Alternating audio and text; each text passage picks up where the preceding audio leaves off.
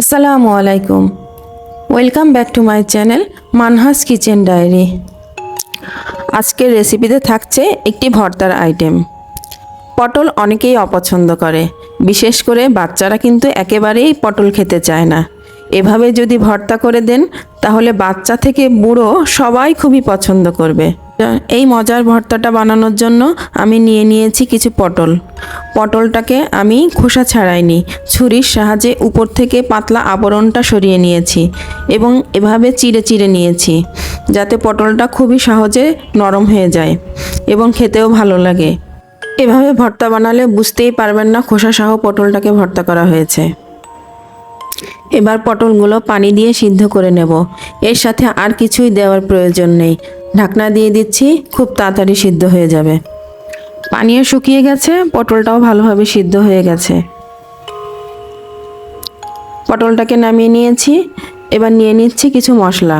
নিয়ে নিয়েছি পেঁয়াজ, রসুন, জিরা বাটা, হলুদ, শুকনো মরিচের গুঁড়া এবং লবণ। এবার আমি একটি ব্লেন্ডারে সব মশলাগুলো দিয়ে দিচ্ছি আর দিয়ে দিব পটলগুলো। খুব মিহি করে ব্লেন্ড করে নিতে হবে। এবার পটলটাকে ভাজার জন্য আমি দিয়ে দিচ্ছি সামান্য তেল। এই যে মিহি করে ব্লেন্ড করে নিয়েছি, এবার তেলের ভিতর দিয়ে দিচ্ছি। এবার আস্তে আস্তে ধৈর্যের সাথে পটলের পেস্টটাকে ভেজে নেব। ভাজতে ভাজতে এক সময় দেখবেন এরকম পানি শুকিয়ে দলা পাকিয়ে আসছে।